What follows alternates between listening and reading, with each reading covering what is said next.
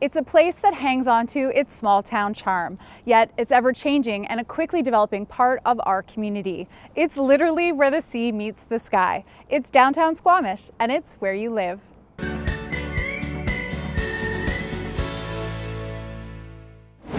Over 100 years ago, the original town site of Newton was complete, and its new name, Squamish, was adopted. It's come a long way over the years, but you can still find remnants of the past around town. Today, I'm going to be exploring downtown Squamish, and first up, I'm going to talk to someone that should know it really well, because she's the mayor.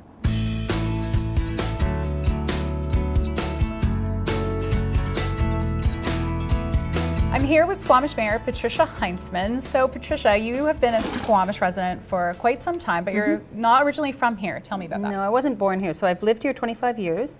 I got here in January 1993, but I grew up in Montreal, was born in Toronto, lived in Quebec City, but ended up here. And how did you end up in Squamish? I actually got a job with the Squamish Chief newspaper, and I was in Revelstoke in journalism. I just finished traveling the globe, traveling Canada, and in my travels I came to Squamish with a friend to hike the Chief, and we camped out at the bottom of the Chief, and I thought, this is pretty much the coolest place to be.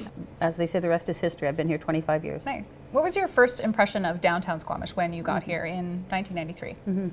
Well, my first impression was from just the downtown itself. It's this kind of underrated, cute, charming little place. Once I realized how integral the ocean was to Squamish, I really thought it's got everything. But the downtown, of course, I think was under-realized at that point. Obviously, some people really like a lower key downtown. I personally like to see that vibrancy in that commercial area. So, yeah, I always thought it was great. Yeah. And what was the biggest change that you saw happen to the downtown over your years here?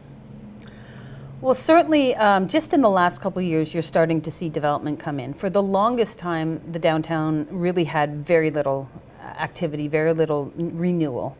About 12, 13 years ago, you started to see that happen, but it seemed like it was starting, and then it really went dormant for, I think there was one new building built in downtown in the first 10 years of me being on council. So that's from 2005 to 2 years ago. In the last couple of years, we've seen a lot of development applications come downtown. You're starting to see the Mamquam Blind Channel be developed.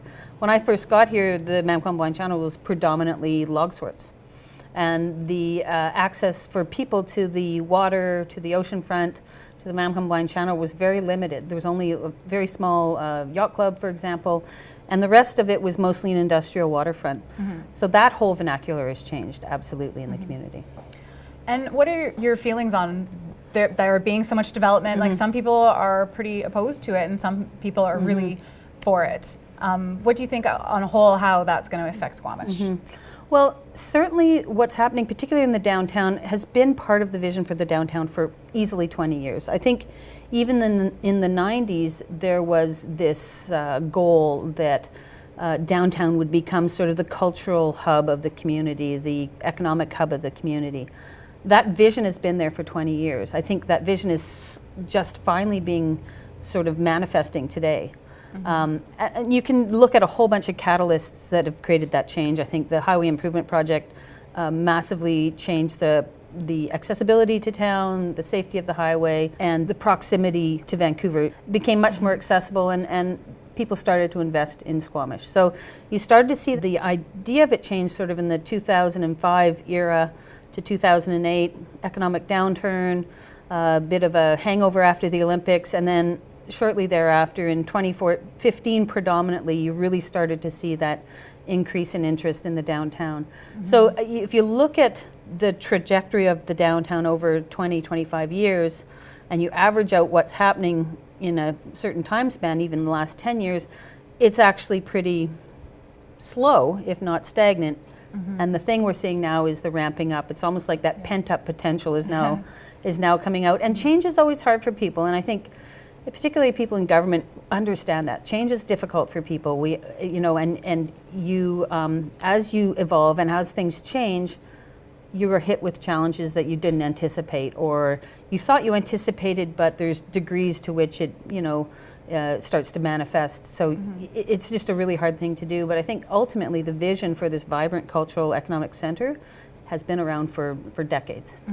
And you're really seeing it, like you said, really taking place now. When you walk around just outside the skirts of the Cleveland Avenue, and you're seeing all these lots being developed, and the construction is happening, and they're working on the road, kind of near the waterfront there. So lots of changes. It's very exciting. Do you think that if someone comes back to visit us in like 10, 15 years, that they'll recognize the area? Is it going to be completely different? It will be completely different. You'll see the Manquam-Blind Channel will likely be predominantly built out.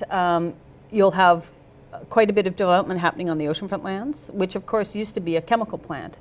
So that whole thing is profoundly different, and there's very little there right now. Within the downtown, and this is some of the deliberation and the real struggle that we have right now, is we want to make sure we keep that fine-grainedness of your high street, of your main street, so you're not overbearing, so you still have sunlight coming in there.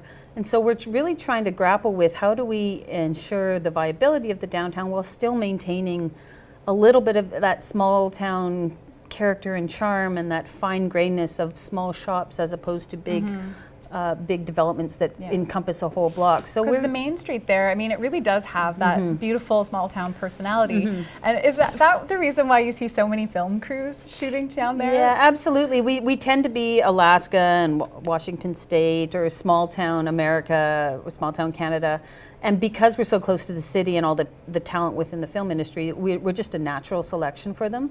And obviously, I don't think you want to necessarily maintain your downtown look just to keep film here, but we do want to maintain that character. I don't know how to articulate it better than sort of that fine grain where you've got little shops, and you have an eclectic sort of commercial scene going on there, as opposed to more homogenous or contrived commercial scene. So we're really grappling right now on what policies we need to put in place to make sure we don't necessarily have 6-story buildings all the way down the main street. Maybe our height is on 2nd and 3rd Avenue and on different areas as opposed to on Main Street, and we keep that sort of individuality, that uniqueness of those couple blocks right in that area. Well, that's the best thing about downtown. Do you have a favorite store downtown or a favorite spot that you like to visit? I definitely go to the Zephyr. My new favorite spot is the Green Olive. They just have their sandwiches, and I'm addicted to one of their salads there. I love all the secondhand stores, and I think that's a real sort of unique kind of. We actually have groups of women that come up from the city. There's event planners that do that and bring them up to Squamish's Main Street to shop all the secondhand stores and sort of the little curio. And they come and they drink wine and they shop and they go to the shoe store and they go to all these other places. Yeah, so that's really fun. Yeah, it's kind of fun. Right. Is there anything you're looking forward to in the future for the downtown specifically?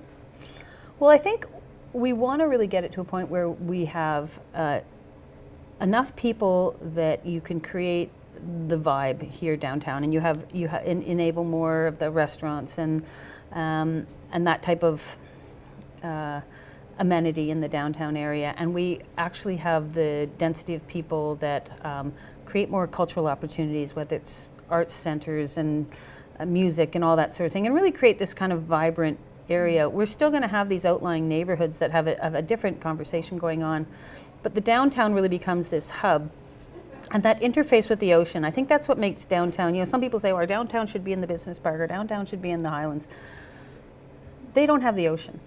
The ocean is what makes the downtown magical, and this proximity to the Chief and the ocean and the downtown and the estuary makes this a really unique epicenter for the community that I don't think you achieve on a strip mall on the highway or in the business park. It's really that connection with the ocean and that dramaticness of these mountains that come down to the ocean right in our downtown, and this unique ecosystem with the estuary. We have to be really sensitive about how we treat the environment around our downtown, because the estuary is a gem, and we underappreciate it, and it's biodiversity and its incubation of salmonids and all the things that feed that system is what feed the orcas and the whales and all that. So we have to be really mindful of making sure we preserve that in perpetuity.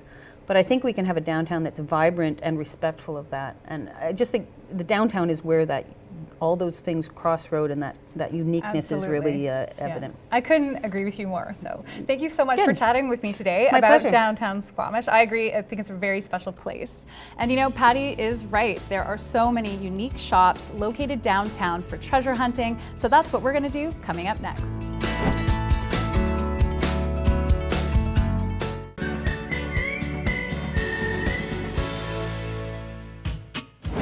One of the best things about downtown Squamish is the variety of fun little shops where you can go treasure hunting. So whether you're looking for a designer dress over at the consignment shop or searching through the sky-high piles of everything under the sun over at the flea market, you're bound to find something pretty special. I'm here at Pearl's Value and Vintage, which is another one of these very special little shops downtown that carries all sorts of cool things to go treasure hunting for. And I'm here with Kate from the House Sound Women's Center, which is the charity directly involved with Pearl's Value and Vintage. Welcome to the show, Kate. Thank you so much for having me. So Pearl's, I heard it was named after someone. Can you tell me a bit about her? Absolutely. Her name was Pearl Suster, and she was a very generous woman who took women and children who were fleeing violence into her own home before the House Sound Women's Center was founded. Okay. And where did she come up with the idea to have a little vintage shop to support? Well, originally it was the ladies who founded the Women's Center, and the Women's Center was founded 36 years ago now, and there was 3 ladies who started us, and that was Marie McKinney and Diane Fox and Melanie Croston. And these ladies started the House Sound Women's Center, and they realized that there's no way they'd ever be able to keep their doors open and offer all the services if they didn't have some funding, because there was no government funding for a drop-in center, and that's how they came up with the idea of Pearls. Okay. And how long has Pearl's been downtown? We've been downtown 17 years. Our first 10 years were on 2nd Avenue, where we were originally called Pearl's Seconds, and then we've been here on Cleveland since 2011. And you've expanded since you've been That's in this right, location. yes. When I first started in 2011, we were just in this one half of the store, and then in June of that year, we then took over the second half here and did a big expansion. Which is great because it's totally full, like wall Yes. to wall. It's very full, always. Yeah. So what kind of things are you looking for to be donated for the store? For Pearls, what we accept for donations is gently used clothing, housewares, furniture. As you can see, we take books, toys, linens, children's, baby items. We do audiovisual as well, so lots of stuff. And what are the hot ticket items? Like, what are the things that I guess people are looking for the most, but also maybe the things that you require in the shop the most? The things that people, I would say the hot ticket items that go are the vintage items, anything antique people love, and also housewares. People love to do home decor, or people say renovating and wanting to do a furnished suite. Come in, get everything they need from Pearls, and some of them even bring in photos and show us, what they've done, and it's amazing. Oh, very cool. Yeah. And the staff here, they're so friendly, they're so nice. Are they all volunteers? We have, 15 to 17 active volunteers and 2 full-time staff and 6 part-time staff. And it takes an enormous amount of people to do what we do, because every day the volume of donations that we receive is massive, and that's thanks to the generous community of Squamish. So it takes a lot of people and a lot of physical labor to get done what they do every day, and to organize it and merchandise it and sort it, and they do an amazing job, so we're very grateful. And the funds that you raise through the selling of all these donations, what does it go towards? So the main source for Pearls that we fund is our drop-in center on 3rd Avenue here in town, and that really is our hub. That is our it's where everything happens. It's our crisis intervention, it's counseling, it's support services, it's advocacy for women and children who are fleeing violence, and also for women who are at a risk of homelessness. What other programs do you run at House Sound Women's Center? There's lots. There's some really amazing programs. So what we do, we have our Pearls Place Transition House here in Squamish, and that's for women and children fleeing violence. We have the Pearls Safe Home in Pemberton also, and then we have multicultural outreach programs. We also offer counseling for children who witness abuse. For families going through separation and difficult divorce, we offer services for them. We do violence prevention at the high school level, which is amazing, so youth prevention and violence. We have a sexual assault coordinator. We do prevention programs around that. We also have an amazing emergency voucher program, so anyone can walk into the Women's Centre or Helping Hands in town and say, I need things from Pearls and I need them at no cost.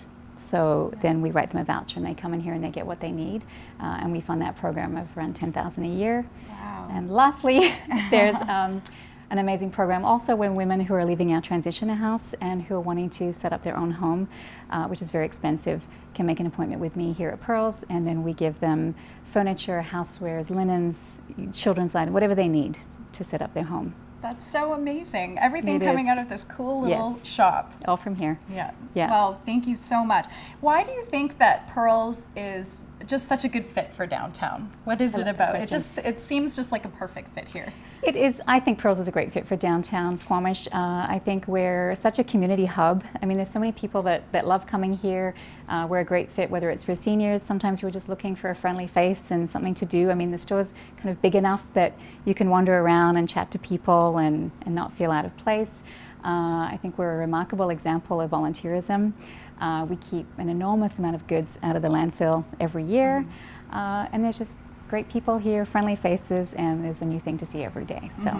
Well, it's such a good vibe in here. I love a little treasure hunt, and I would love to support what you guys are doing over at the House Sound Women's Center. So Thanks, Kristy. I hope you don't mind if I maybe take a little look around before we leave today. I'm sure you'll find something here.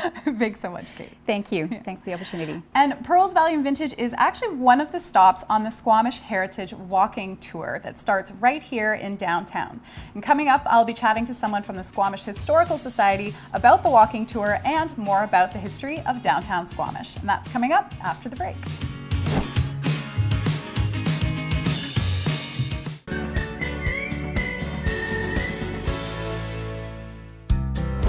So I'm here with the president and founder of the Squamish Historical Society. This is Bianca Peters. Welcome to the show. Thank you. Yeah. So we want to talk a bit about the historical walking tour. It's a self-guided tour that you guys have set up right here in downtown Squamish. So tell me a bit about the tour. Sure. So in 2014, we were celebrating a milestone for Squamish, and we decided to tie together a plaque program that had been put together by the Downtown Squamish BIA and the Squamish Historical Society about 8 years previous.